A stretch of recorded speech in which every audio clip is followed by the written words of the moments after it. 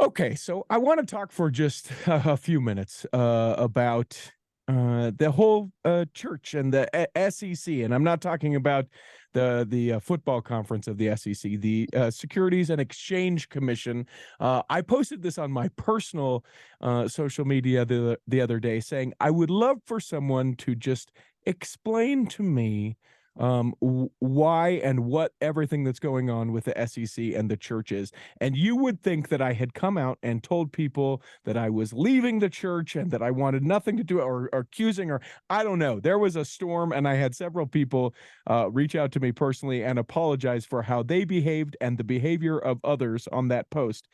All that aside, one of the great blessings of that conversation on social media was that I was introduced to Mark Barnes, who is going to explain to me a little bit about what this is, what this filing is, what it means, why maybe we should be concerned or not concerned, everything about it.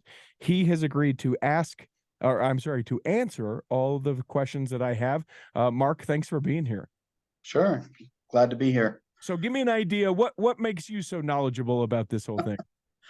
Well, I've been practicing law since 1987. Actually, before that, as a law clerk for 2.5 years with the Attorney General's office. Then I went to the IRS with IRS Counsel for 30 years. Oh, Retired in 2017, and then went into private practice with a firm for a few years, then split off on my own. So I have my own firm, Expert Tax Law, and I've been practicing primarily tax law since I so I retired. just want everyone who's like, what does this guy know? It's 30 plus years. That's what he knows. So uh, I would love to know, because as I understand it, this sort of vague information that I've got from picking up different pieces and reading articles and stuff like that. I would love to know what a filing is compared to an accusation. I would love to just, as you see what this scenario is, what's going on? Yeah, so back in 2019, I actually did an interview about it in 2019 for a local TV station, which later then got picked up by a documentary about Oh, it from a Canadian company. So my wife's Canadian, and a bunch of relatives from Canada were like contacting us saying, "Hey, is that Mark?" Um, so a lot more has come out in the sense that in the interim, it looks like David Nielsen has then worked with his counsel to prepare this very detailed filing to the and Senate who Finance is Committee. David Nielsen? I'm not sure that I know who that is. Okay, so David Nielsen was an employee. He was BYU graduate, um, then went to work, I think, in 2010, if I remember correctly, for Ensign Peak Advisors, or EPA, as they refer to it. He worked there for like 9 years. Had a portfolio that he managed for Ensign Peak, and then became, increasingly disturbed by some of the things he says he was seeing, uh, and and then he filed with the IRS, a whistleblower filing with the IRS. And then it looks like he spent a great deal of time putting this submission together to file it with the Senate Finance Committee. Now, the Senate Finance Committee is the committee that controls the budget of the IRS.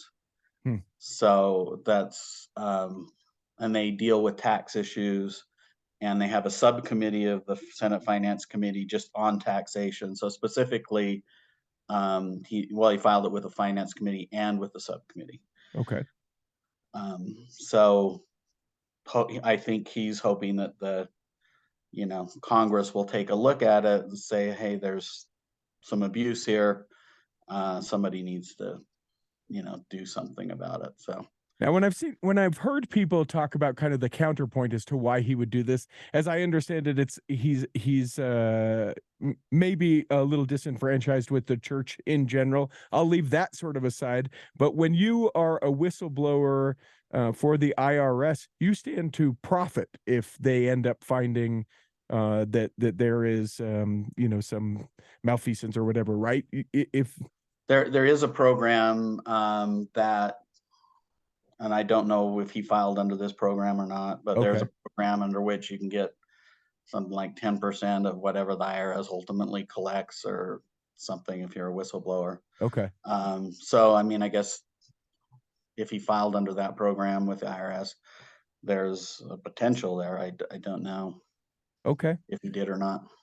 So what is the accusation? Okay, so the accusation is that Ensign Peak was set up in 1997 as a nonprofit under Section 501c3, which is the typical charity that you think of. 501c3 allows you, if you make a contribution to a nonprofit that's under that code section, Hmm. that you get a deduction under Code Section 170 of the Internal Revenue Code. So it's the most,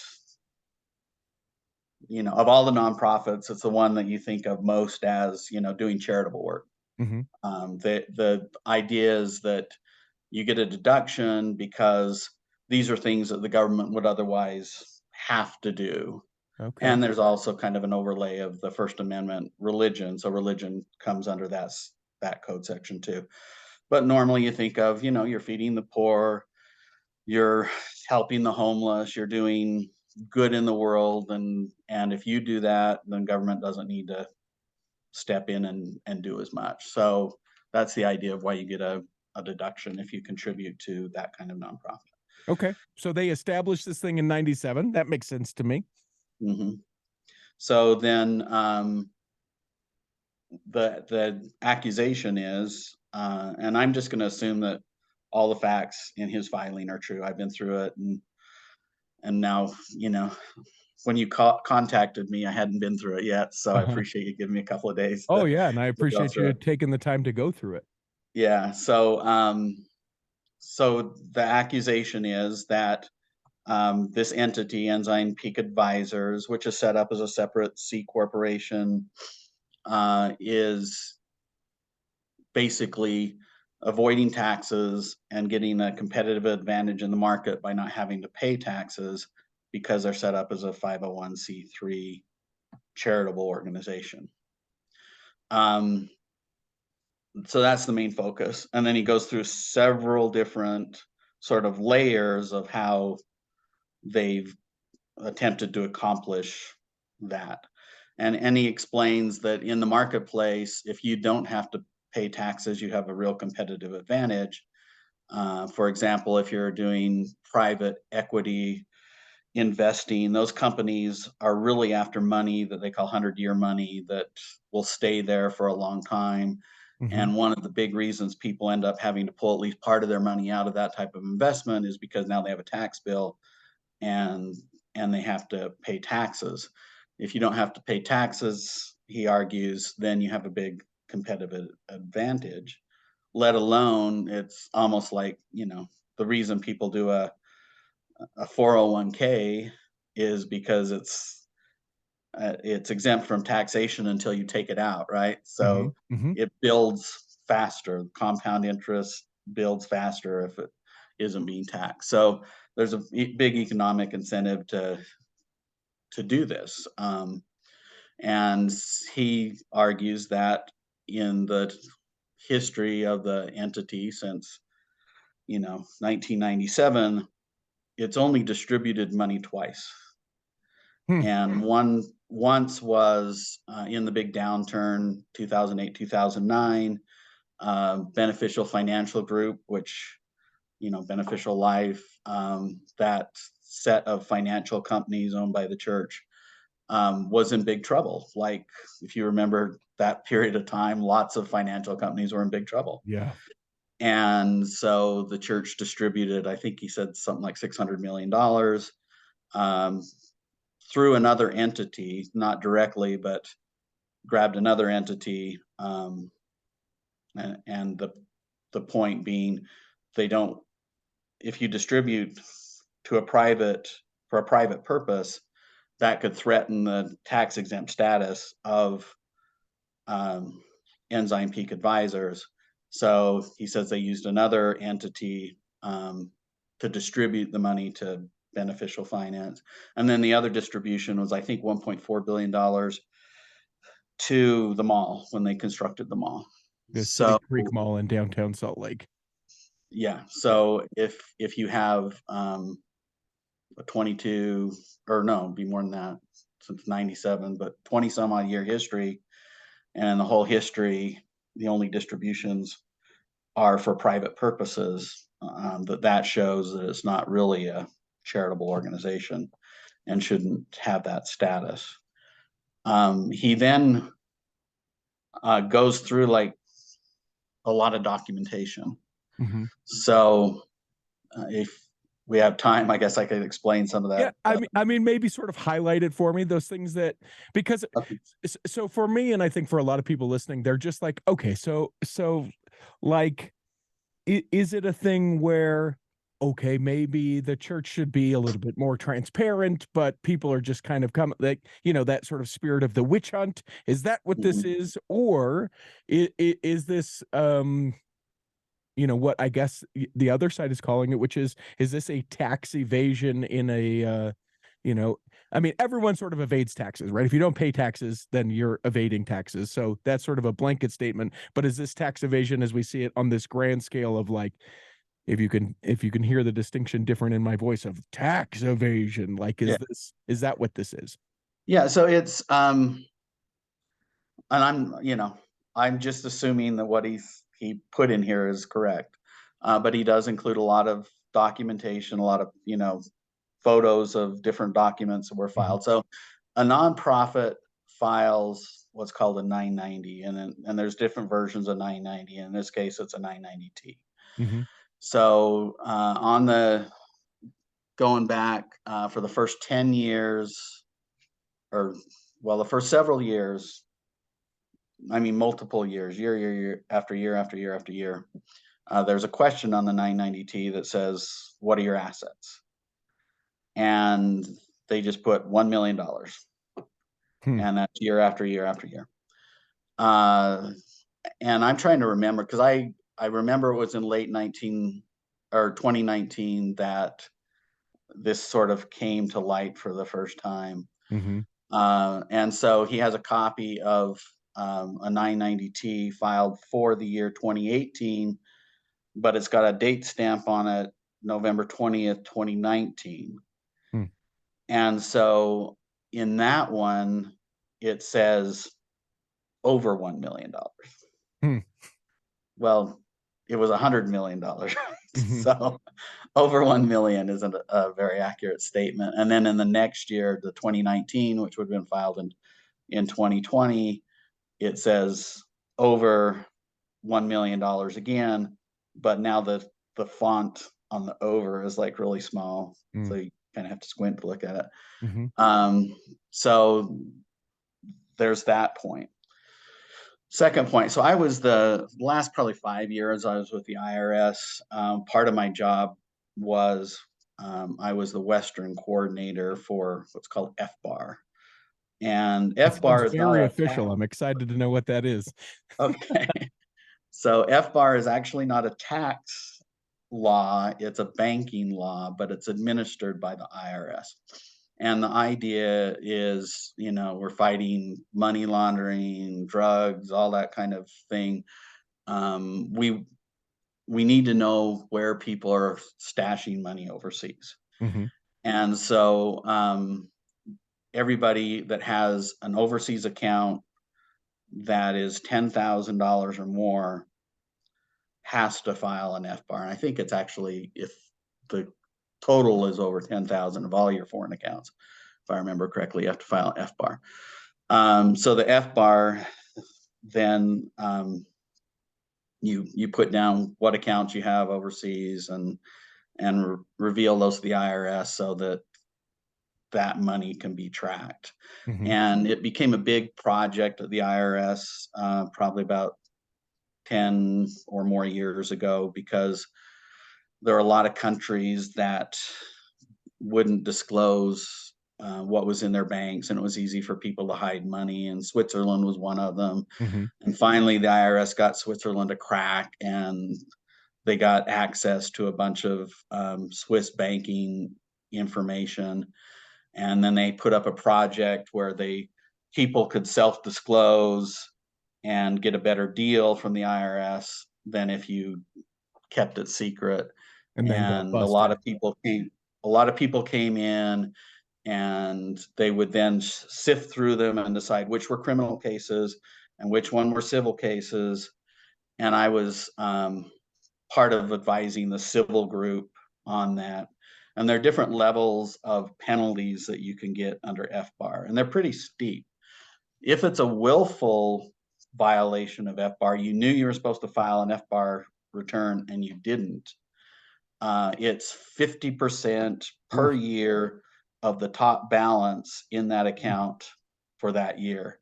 So, like, all of it could be gone in 2 years, right? Yeah. Gee. And so my job was to approve those penalties.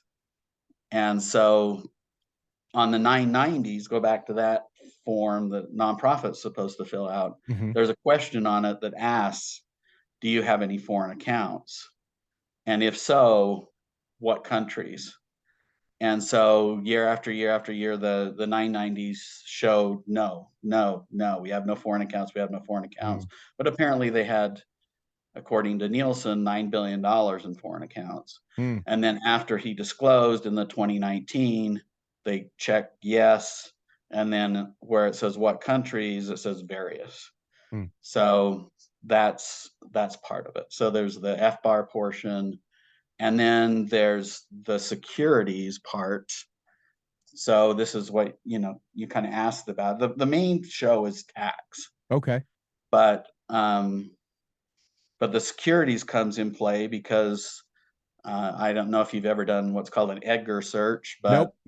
uh, I taught finance for a while at the college level, and I would teach my students how to use the SEC's Edgar search, where you can pull up all the filings that businesses are required to make under the Securities and Exchange Commission. Mhm. And it's full of, amazing amounts of information. So if you're trying to value a company, go there, you can get a lot of their info. So if you're a business that invest money and you have investments of over $100 million, there's a form 13F that you file with the SEC. Well, sometimes, I did it from time to time. In my cases, I'd go to Edgar and I'd check it out. Does Mhm. this company have filings, and is there anything I can find out from their filings that might relate to the case that I had with that company? Um, So he's saying that if the IRS did an Edgar search and pulled up 13Fs, and they had been correctly filed, that it would be quickly apparent that the 990s were wrong, Mm. because they put $1 million, right, every year. Yep. And if they're really got, tens of billions of dollars, then that would be a problem for them. So he says they created 12 different LLCs controlled by Ensign Peak, and then they reported Ensign Peak's assets, divided them up among those 12 LLCs that are named in a way that they wouldn't necessarily connect to Ensign Peak. Mm. And so somebody like me over at the IRS checking it out would not find anything under Ensign Peak that would say, oh, this is not really right, and maybe this isn't really a nonprofit entity. So that's kind of the main points. Sure. So let me ask you this. So let's say that everything that Nielsen asserts is, they look into it and they're like, yep, Mhm. this is well documented, whether or not it's a witch hunt on his hand. I Yeah, only bring that up because I know that there are several people that are like, that's yeah. what this is, that's all this is. But if in fact all of what he says is true, what is likely to happen? Well, let me kind of talk about this first, and then let me Okay. go into that. So, these could be crimes. So a tax crime is a crime if you know it's illegal and you do it anyway. Uh-huh. You have to have those two things. And the idea is, I mean, taxes are kind of a black box to most people. Sure. You don't want to just throw people in jail because they make a mistake. Mhm. And so, you have to know it's illegal, but then you go ahead and do it anyway. So, and that can be an individual crime, people that are individually involved, as well as maybe a criminal case against the company as a whole. So, who is it that knew knew that it was a crime to do that and did it anyway? So, Mhm. it could be restricted to people inside Ensign Peak. It could be broader than that. Maybe Mhm. people over at church proper knew it. Maybe attorneys knew it. Maybe tax return preparers knew, Mm. So I don't know. That's that's building a case that you'd have to build beyond what's in here, right? Mhm. Because you have to figure out who knew that it was not okay to do that and who went ahead and did it anyway. So, if that is done, then there are several possible crimes. Mhm. Um, there's the FBAR crimes that are, these are all felonies. There's the filing a false return under liars, the Internal Revenue Code 72061, I think it is. And there's tax evasion, which is 7201. And so that's really, fraud, tax fraud.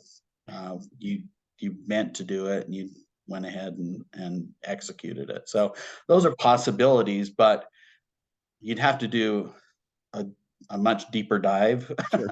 Sure. Is and it is to it put far that more together. is it far more likely that they'll just say, "Hey, listen, here's a fine, disclose better and maybe we're repealing the 501(c)(3) or as many people are really worried, the church tax exempt status. Is that more likely than maybe some of those criminal things? So I don't think the church's tax exempt status is threatened. It's a Okay. whole separate entity. Okay. I mean, it owns and controls this, but Ensign Peak's tax exempt status could be at stake. Okay. Um, Let me just give you a quick feel, having been in the IRS for a long time. And this is absolutely one of the things that bothered me more than anything else while I was at the IRS. And it didn't come up often, Mhm. but well-connected, politically powerful entities are able to often get away with things Mm. that most of us aren't. And I had two cases during my career that all of a sudden I was called to the national office and kind of lectured to as if, Wow. you're an idiot. You got to kill this case. Wow. And later on through the rumor mill, you'd hear, well, it was really because this politically powerful whatever went to Treasury and complained to Treasury, and Treasury came down to the IRS, said, get rid of it. And so it would be very difficult for the IRS to actually prosecute this case, not necessarily because the law isn't there, Mhm. but just the politics is difficult. Jeez. Um, so I'm not holding my breath for a prosecution here. And hopefully, the Ensign Peak, and if anybody over at Church Proper knew about it, they'll say, "Hey, this isn't worth it. We'll straighten up and we'll do it right." What Ensign Peak probably shouldn't be a, a tax exempt entity unless it's going to be distributing funds for charitable purposes. Hmm.